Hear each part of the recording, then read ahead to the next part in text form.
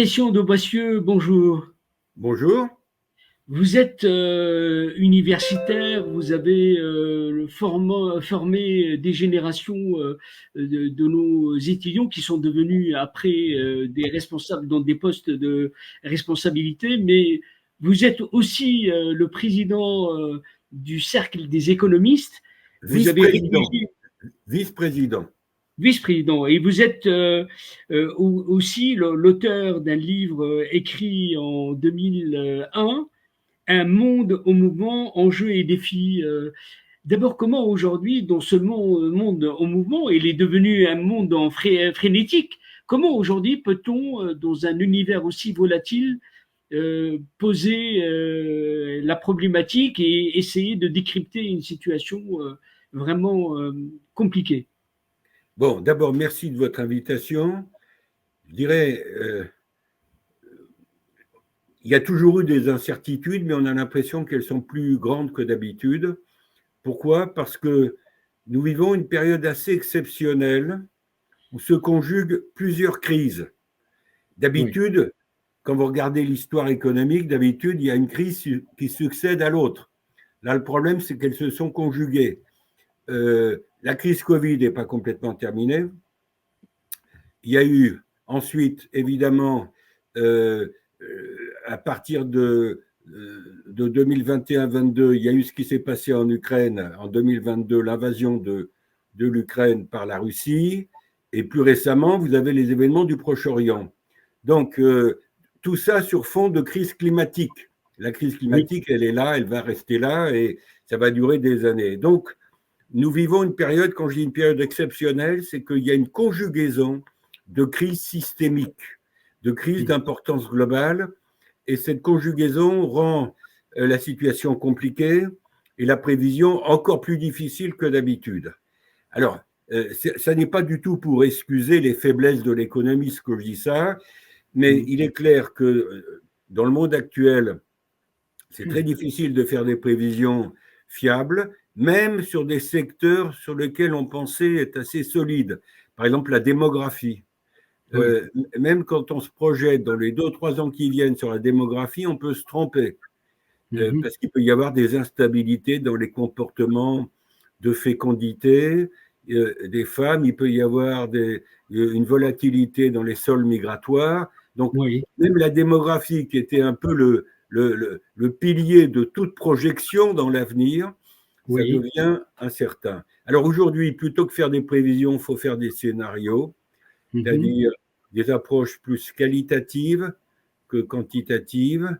Et vous me demandiez, pour mon analyse du monde d'aujourd'hui, moi, mon analyse, c'est que, en plus de cette conjugaison de crises systémiques, Oui. le monde économique, social, géopolitique est Mhm. partagé par deux grands conflits.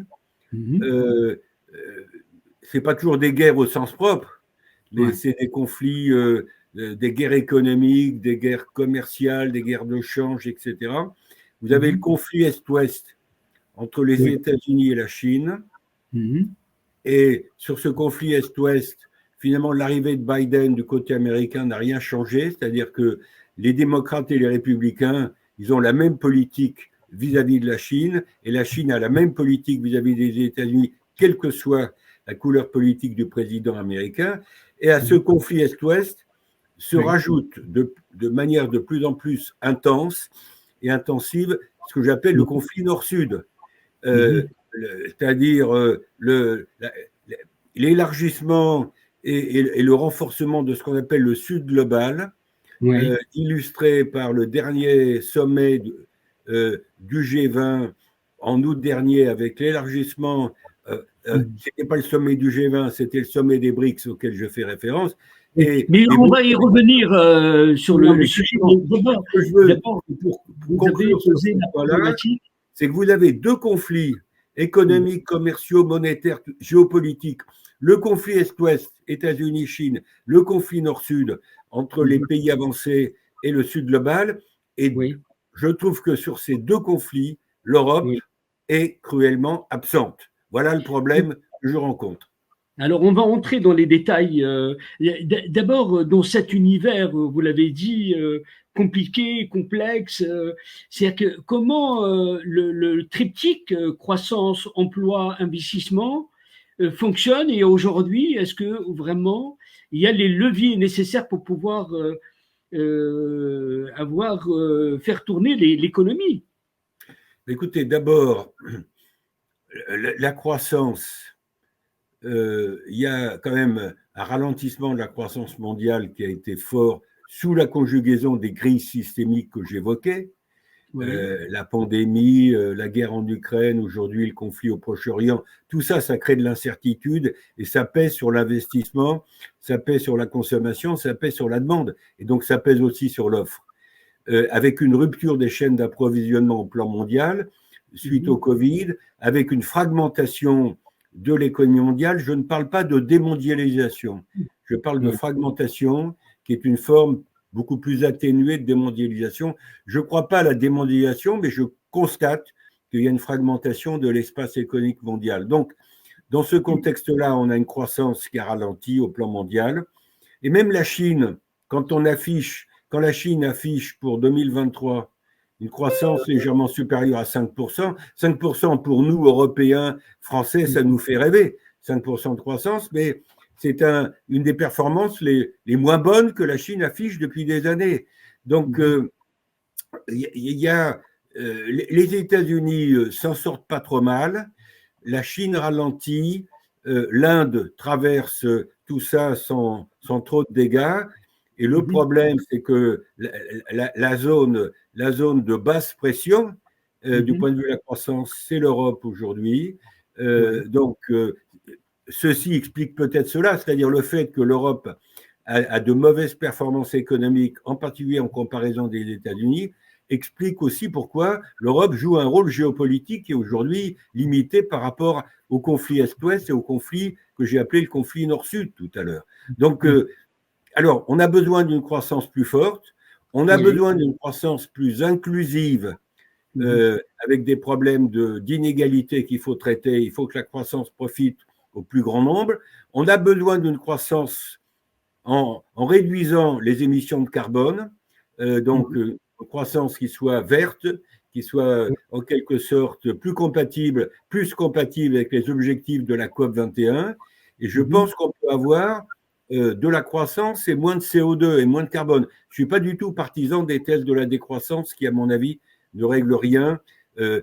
ni les problèmes Mhm. de croissance et de développement, ni les problèmes énergétiques. Donc, je Mhm. conclus en disant que Oui. nous sommes dans un contexte de croissance pas terrible, au plan Mhm. mondial et encore moins terrible, encore moins bonne du côté Mhm. européen. Oui. Que, vous parliez des marges de manœuvre. Mhm. Dans ce contexte-là, les marges de manœuvre sont euh, pas non plus terribles, c'est-à-dire que les politiques monétaires un peu partout se sont resserrées face à l'inflation. Mhm. L'inflation, je l'espère, est en train de se calmer un peu, Mhm. mais c'est lent, c'est lent. Bon, c'est tout le débat sur les prix de l'énergie, sur les prix alimentaires, etc. Et l'inflation va mettre du temps à revenir à un niveau tolérable, en quelque sorte. Oui. Euh, et l'emploi, je termine là-dessus puisque vous en parliez, Oui. l'emploi est évidemment impacté par tout ça. Mhm. Alors, l'emploi se tient bien dans les pays qui ont de la croissance comme les États-Unis. Mhm. L'emploi se tient moins bien dans un certain nombre de pays européens Mhm. où la croissance est trop faible. Je pense à la France où on constate depuis quelques mois une montée du chômage qui, à mon avis, montée du chômage qui devrait continuer dans les mois qui viennent. Je voudrais choisir un des aspects de votre parcours et de votre expertise surtout. Vous connaissez l'Afrique, vous avez, comme je l'ai dit, fait plusieurs expertises sur ce continent. Aujourd'hui, ce continent qui, certes, on parle d'un continent nouvelle frontière, mais comment financer le développement de ce continent dans un moment où, vous l'avez dit, les crises sont gigognes. Voilà. Alors, j'ai pas oublié l'Afrique et c'est vrai que j'y passe une grande partie de ma vie. Dans les jours qui viennent, je suis invité à ouvrir une conférence bancaire à Abidjan. Je vais à Rabat également pour une autre conférence. Je passe beaucoup de temps en Afrique, au Maghreb, mais aussi en Afrique subsaharienne et avec grand intérêt. Alors, il y a un contexte politique général en Afrique qui n'est pas toujours favorable. Euh, pour prendre l'exemple du Sénégal, j'espère que le président Macky Sall va rapidement afficher un calendrier électoral pour la prochaine présidentielle et que les choses vont rentrer dans l'ordre en liaison avec cette annonce qui devrait être faite. Mais il est clair que je parle du Sénégal parce que c'est quand même par rapport à d'autres pays africains, c'est un des modèles de la démocratie jusqu'à présent en Afrique. Il faut que ça le reste.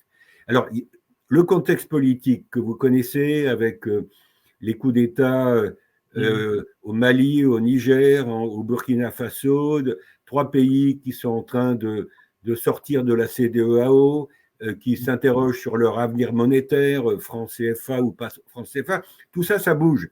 Alors, ça bouge parfois dans le bon sens, parfois dans un sens moins favorable. Je regardais les perspectives de croissance de l'Afrique subsaharienne pour 2024 et 2025.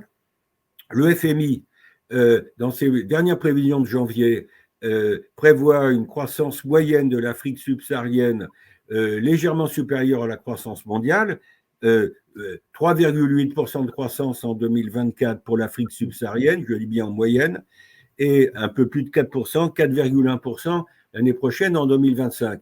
Alors, c'est mieux que la croissance mondiale, mais l'Afrique a besoin de croissance aussi pour gérer sa croissance démographique. C'est-à-dire, moi, je crois beaucoup à l'avenir de l'Afrique. Je crois que l'Afrique, on l'a dit il y a longtemps, mais je pense que l'Afrique reste le continent du 21e siècle. Je pense que la démographie rapide en Afrique est plus une chance, même si c'est en même temps un défi à relever. Bon, alors, vous parliez de financement. Le sujet qui nous préoccupe tous, c'est de réussir la transition énergétique et écologique, respecter les accords l'accord de Paris de 2015, de la COP 21. Bon, et vous vous souvenez que au moment de la COP 21, les pays du Nord se sont engagés à transférer 100 milliards de dollars du Nord vers le Sud par an, 100 milliards de dollars par an pour aider les pays du Sud à financer leur transition énergétique et écologique. Aider l'Afrique en particulier à financer sa transition énergétique et écologique. Alors on vient juste, je crois, en 2023, mais vous voyez, il y a eu beaucoup d'années entre 2015 et 2023. On n'a pas respecté l'objectif de 100 milliards de dollars par an. Pendant longtemps, on commence à l'atteindre, mais moi je pense que ce transfert est nécessaire et pas suffisant. Nous sommes tous confrontés, au nord comme au sud, à ce problème de financement de la transition énergétique et écologique. Et pour moi, c'est un des sujets majeurs. On ne peut pas financer ça par la… Question de Boissieu, la question, elle est importante, mais aujourd'hui, l'Afrique a besoin de quelque chose de plus urgent. Ça se situe, un enjeu qui se situe sur le temps long, mais les urgences aujourd'hui posent des questions qui interpellent gravement sur comment hiérarchiser tout ça. Écoutez, alors vous avez raison de ramener au court terme, parce que, comme disait Keynes, à long terme, nous sommes tous morts, donc le court terme est important. Le court terme est important. À court terme, on a constaté, avec la montée des taux d'intérêt aux États-Unis, en Europe, au Canada, au Japon, etc., on a constaté une fuite des capitaux hors d'Afrique, fuite des capitaux depuis 2-3 ans que je trouve qui m'inquiète, parce que ce sont des pays qui ont besoin d'attirer des capitaux et qui doivent justement essayer de ralentir la fuite des capitaux. Ben, les capitaux, ils sont partis d'Afrique parce qu'ils allaient vers les pays du Nord, considérés comme mieux rémunérateurs du point de vue des taux d'intérêt et souvent plus sûrs. Donc, il faut que ces pays africains arrivent à attirer plus de capitaux et à les conserver. Bon, ça c'est un problème. On retrouve on est à l'articulation de la politique, de la géopolitique, de l'économie, de la finance. Ça rejoint aussi les débats sur le surendettement de pas mal de pays africains. Dans les propositions que nous avons faites, quand je dis nous, parce que nous étions au Cercle des économistes avec le président Lorenzi, avec moi, et un ou deux autres, nous avons conseillé depuis 2 ans le Sénégal et le président Macky Sall sur des problèmes monétaires et financiers. Donc ça, c'était avant l'annonce du report de l'élection présidentielle au Sénégal. Et pour être concret, répondre concrètement à votre question, je travaille avec d'autres sur la création d'une agence de rating panafricaine. Il existe aujourd'hui 2-3 agences de notation en Afrique, Afrique du Sud, également Afrique de l'Ouest, Bloomfield, etc. Mais il faut que les pays africains, un certain nombre de pays africains se mettent ensemble pour aider à la création d'une agence de rating panafricaine qui permette aux pays africains d'être un peu moins mal notés comme ils le sont. Ils ne sont pas toujours bien notés et pas toujours bien traités, c'est ça qui est important, par les grandes agences de notation américaines. Voilà. Donc, il faut essayer de réduire le coût de la dette des pays africains dans un contexte où les taux d'intérêt ont monté partout et donc le coût de la dette a monté également dans les pays africains. Il faut développer au moins une agence de notation panafricaine. Deuxième exemple concret, il faut développer des réseaux de places financières en Afrique. Vous avez des places financières en Afrique, vous avez Johannesburg, vous avez Casablanca, vous avez Nairobi, vous avez Abidjan qui se remet progressivement de la guerre civile, etc. Mais chacune de ces places financières est insuffisante pour assurer le financement et la liquidité. Donc, je travaille sur comment développer des coopérations en Afrique entre plusieurs, pas toutes, plusieurs places financières pour atteindre la taille critique. Voilà des exemples qui sont à l'articulation du court terme et du long terme. Je répète, les problèmes de taux d'intérêt, les problèmes de dette dans des pays africains qui sont souvent étranglés par des taux d'intérêt trop élevés et du surendettement, ça c'est à la fois des problèmes de court terme et de long terme.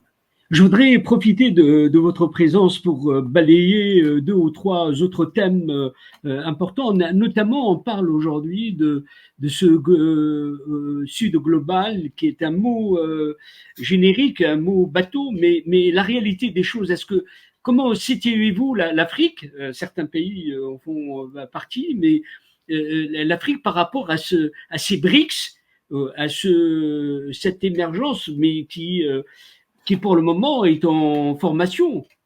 En formation, c'est-à-dire que le dernier sommet des BRICS en août dernier, en août 2023, a décidé l'élargissement des BRICS de 5 à 10. Bon, mais quel est l'apport Je vais y venir, l'apport sur l'Afrique. Je dis à 10 parce qu'au départ, en août, on avait pensé à 11, et puis avec le nouveau président argentin, M. Milei, nouveau président argentin, a décidé de ne pas rejoindre les BRICS, donc ça fait 10. Et donc, sur les 10 pays qui vont constituer les BRICS, ils vont passer de 5 à 10, il y aura, in fine, il y aura 3 pays africains. Il y a déjà l'Afrique du Sud dans les BRICS. L'Afrique du Sud, c'est l'ES de BRICS, vont rejoindre l'Éthiopie et l'Égypte. L'Éthiopie et l'Égypte. Bon, moi, je pense que l'Afrique, je pense que l'élargissement des BRICS, c'est un début pour moi. C'est un processus qui commence, qui va se renforcer. Il y aura certainement d'autres pays africains, francophones, anglophones, lusophones, qui vont rejoindre les BRICS. Alors, pour l'instant, l'effet économique est limité. C'est plus un signal politique, parce que derrière ce signal, il y a quand même une volonté des pays émergents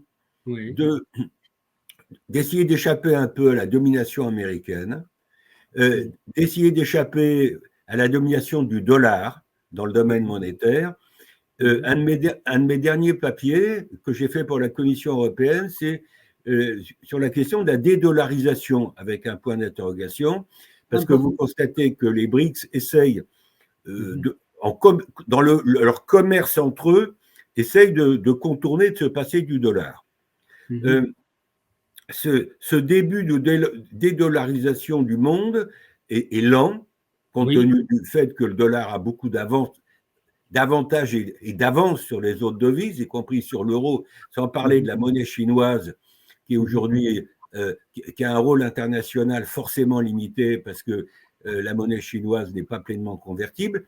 Oui. Mais quand je regarde ce qui se passe dans les relations commerciales entre les BRICS eux-mêmes, par exemple, entre la Russie et la Chine, entre l'Inde et la Chine ou l'Inde et la Russie, pour prendre des exemples de grands pays émergents, ces pays essayent de commercer en monnaie locale, par exemple en utilisant la devise chinoise, en utilisant la roupie indienne, voire le rouble. Bon, mais tout ça va prendre du temps, ça va être lent. Et pour l'instant, dans ce sud global, comme on l'appelle, je vois plus une affirmation politique importante à ne pas négliger qu'une réalité économique, monétaire et financière réelle. Alors, dans ce contexte, je voudrais vous attirer sur deux éléments. D'abord, sur ce rapport de la France avec l'Afrique. On voit que c'est un rapport très malmené et je pense que aujourd'hui il y a un avant et un après et je pense que personne ne peut se projeter dans l'avenir. Mais que voyez-vous dans ce souverainisme africain par rapport à cette présence française qui est encore là, mais elle est importante, mais symbolique. Comment voyez-vous cette évolution? Écoutez, moi je pense que la concurrence des pays tiers en Afrique va se renforcer. Les Chinois sont là, les Russes sont là, dans certains pays, avec Wagner. La France est moins là qu'avant, compte tenu du fait qu'on lui a demandé de rapatrier un certain nombre de ces militaires qui étaient dans les pays qui ont connu des coups d'État récemment. Donc, voilà. Comment définir cette relation? On voit qu'on est arrivé à des limites là. Hein. On est arrivé à des limites. Moi, je pense qu'il faut refonder tout ça parce qu'il y a trop de... En quelque sorte, le passé colonial est évidemment très mal vécu par un certain nombre d'Africains qui considèrent ou qui voient ici ou là des formes de néocolonialisme. C'est par exemple tout le débat sur le franc CFA. Moi, je pense d'ailleurs que le vocabulaire n'est pas bon, qu'on aurait dû, au moment où l'euro est arrivé et où les monnaies de 14 pays africains francophones ont été rattachées à l'euro et pas au franc français qui avait disparu, on aurait dû changer le vocabulaire et trouver un autre mot que le franc CFA. Mais derrière les mots, il n'y a pas que des problèmes de sémantique, il y a la réalité. Donc, moi, je vois avec grand intérêt l'intégration africaine, la coopération régionale. Bon, il y a des avancées, il y a des reculs. Hein. Le fait que le Mali, le Niger et le Burkina aient décidé de quitter la CEDEAO, ça ne va pas dans le sens de la coopération régionale des pays d'Afrique de l'Ouest. Hein. Bon, et donc tout ça va prendre du temps, et je pense que la France continue à jouer un rôle, ne serait-ce que par sa langue dans les pays francophones, que par son impact culturel, j'allais dire, etc. Mais moi, je suis très, très cool sur le fait que la France-Afrique, c'est fini. Les formes de néocolonialisme, il faut les remettre en cause, il faut trouver, il faut créer, et c'est encore à créer, à mon avis, c'est encore devant nous plutôt que derrière nous, il faut créer des formes de partenariat équilibrés et concurrentiels. La France, elle est concurrencée par les autres puissances, je vais parler de la Chine et de la Russie, voire d'autres puissances. Nous ne sommes pas les seuls en Afrique, et ça, je crois que progressivement, on a fini par le comprendre, et qu'il faut trouver à équilibrer ces partenariats, tout en sachant que la France a encore des choses à offrir, mais pas à imposer. Elle a à offrir sa culture, elle a à offrir ses universités. Et là, ce qui s'est passé avec la loi immigration votée en France m'inquiète un peu, moi, sur le fait que on a pris des dispositions, j'espère qu'elles seront progressivement remises en cause, qui vont freiner l'entrée des étudiants africains en France. Moi, je suis professeur émérite, certes, ça veut dire pas tout jeune, mais je suis professeur à la Sorbonne Paris 1, et j'ai été ravi d'accueillir des étudiants venant de tous les pays du monde, et souvent de très très bons étudiants. Donc, sous cet angle-là, il faut que la France continue à jouer ce rôle, non pas d'imposer sa culture, mais de la partager avec ceux qui voudraient. Et donc, ça implique aussi, nous, de notre côté français, qu'on ne se ferme pas aux autres, qu'on reste ouvert aux autres. Je voudrais, pour conclure cette rencontre, d'abord regarder l'avenir. Le futur est très important. Aujourd'hui, vous avez décrit les éléments du contexte mondial, de la géoéconomie, mais il y a un élément qui va tout bouleverser, qui est ce qu'on voit aujourd'hui, la révolution numérique, la nouvelle économie autour de l'intelligence artificielle, du quantique. Tout ça va déclasser le monde et nous ne sommes même pas préparés à aborder ce seuil qui va tout chambouler. Vous avez raison, c'est-à-dire qu'à côté de la révolution climatique, il y a la révolution numérique qui est aussi très importante, qui concerne tous les pays. Là, il n'y a pas de différence entre le Nord et le Sud sur pas mal de sujets. Par exemple, en matière de monétique, l'Afrique est en avance sur l'Europe, sur nos pays européens en matière de monnaie digitale. Et donc, les Africains, les pays africains ou les pays du Sud n'ont aucun complexe à faire en matière de technologie. Nous sommes dans le même bateau qui s'appelle Internet, mais ça existe depuis longtemps, qui s'appelle la blockchain, qui s'appelle l'intelligence artificielle, etc. Bon, ce qui me paraît intéressant aujourd'hui, c'est d'essayer d'anticiper les conséquences de tout ça. Alors, le Fonds monétaire international a publié il y a quelques jours, quelques semaines, une note sur l'impact de l'intelligence artificielle sur l'emploi, à la fois dans les pays avancés, dans les pays émergents, dans les pays en développement qui n'émergent pas assez vite. Bon, on a beaucoup de mal à chiffrer tout ça. Moi, je reste quand même globalement sur le long terme optimiste. C'est-à-dire, je pense que le progrès technique détruit à court terme des emplois. Et tout le débat, c'est de savoir s'il détruit surtout des emplois peu qualifiés.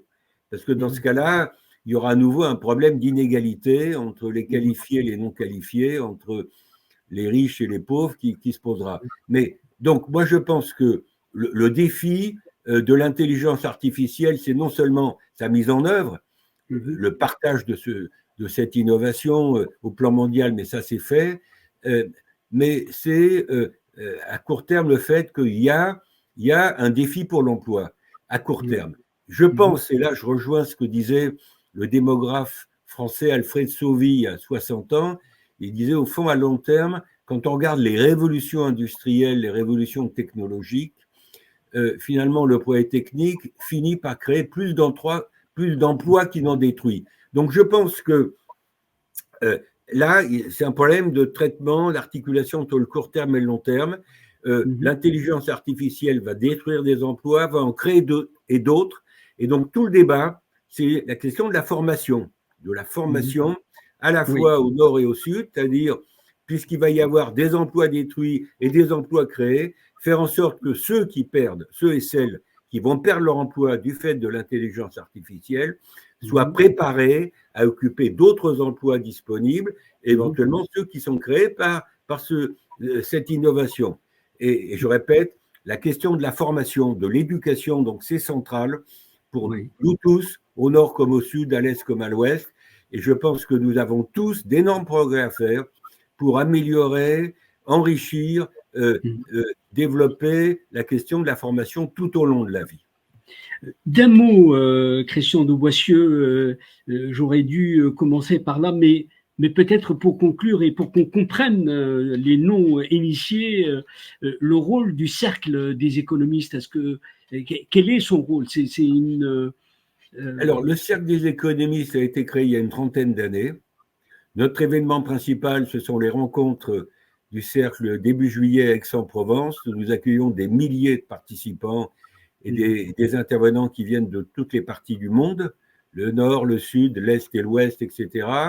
Des chefs d'entreprise, des journalistes, des économistes, des juristes, des responsables d'organismes internationaux. Et je répète, beaucoup d'entrepreneurs, grandes, moyennes et petites entreprises qui viennent parler de leur expérience. Et si nous avons créé il y a 25, 30 ans le cercle des économistes, c'est pour développer, faciliter le dialogue entre les économistes académiques et la vie réelle, faire en sorte que les universitaires ne restent pas dans leur tour d'ivoire, faire en sorte que les hommes et femmes d'entreprise puissent éventuellement interroger des experts sur des sujets auxquels ils sont confrontés, c'est-à-dire créer des ponts. Voilà. Le cercle des économistes a vocation à créer des passerelles, des ponts entre les uns et les autres, et ça nous paraît tout à fait fondamental parce que nous avons tous à apprendre des autres. Christian de Boissieu, je vous remercie d'avoir été avec nous. Vous êtes, je vous rappelle, vous êtes universitaire, économiste et vice-président du cercle des économistes. Merci d'avoir été avec nous et d'avoir permis d'avoir des éléments d'appréciation sur votre approche de l'économie et de l'Afrique. Merci. Merci à vous, merci de votre invitation. À très bientôt.